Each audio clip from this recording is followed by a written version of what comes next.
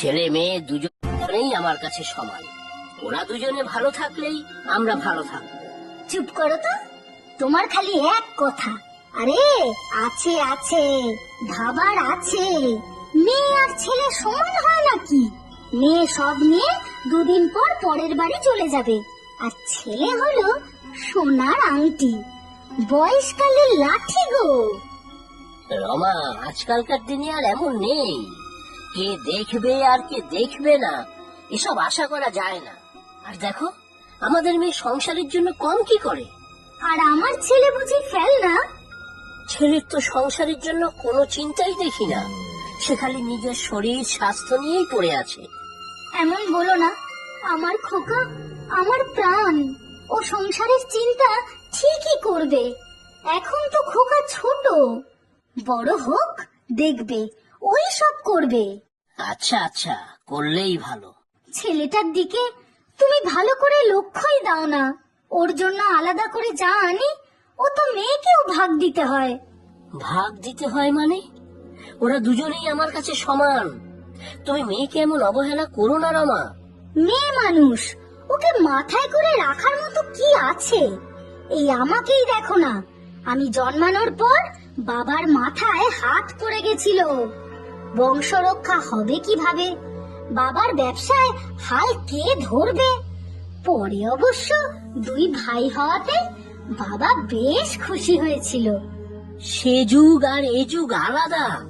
তখন মানুষ বুঝতো না যে ছেলে মেয়ে উভয়ই সমান। পৃথিবীতে ছেলে না থাকলে যেমন মেয়ের দাম নেই, তেমনি মেয়ে না থাকলেও ছেলের দাম নেই। দুজনেই সমান। কখনোই সমান হয় না।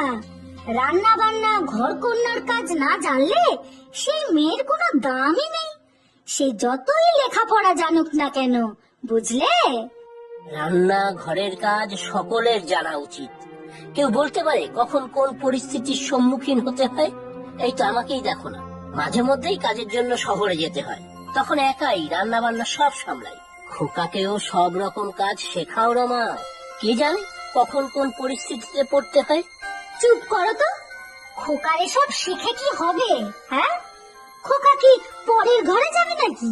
খোকার জন্য তো আমি নিজে মেয়ে পছন্দ করে বউ আনবো।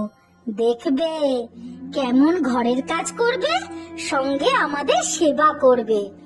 দেখো, তোমার সে ঘুরে বালি না পড়ে যায়। নিজের মেয়ে বলে সব মুখ বুজে মেনে নেয়। ছেলের বউ ছেড়ে কথা বলবে না। তুমি ছেলের জন্য জীবন সঙ্গী আনবে নাকি বাড়ির কাজের লোক আনবে, তাই তো ঠিক বুঝলাম না। ও সব তোমার বুঝে কাজ নেই। যখন আনবো তখন দেখবে। যাকে মেয়ের বিয়ের জন্য কি ভাবলে? ভাবিনি কিছু এতদিন, তবে স্যারের প্রস্তাবটা ভাবাচ্ছে। কিন্তু রমা রাজি হবে কিনা। ও রাজি হবার সঙ্গে কি আসে যায়? আমরা যা দেখে দেব তাই। কি প্রস্তাব দিলেন স্যার, বলো না। এই গ্রামের কোনো ছেলের কথা বললেন? না, ওনার ছেলের কথা। সে শহরের ওই বড় হাসপাতালের ডাক্তার। তবে বিয়েটা মনা করবে। ওর সম্মতি খুব গুরুত্বপূর্ণ। ও মা, কি বলছো গো? স্যার একেবারে নিজের ছেলের জন্যই বললেন? তোমার মেয়ের রাজি হবার কথা বাদ দাও, ওই ছেলেই দেখবে রাজি হবে না তোমার মেয়েকে বিয়ে করতে। সে কত শিক্ষিত,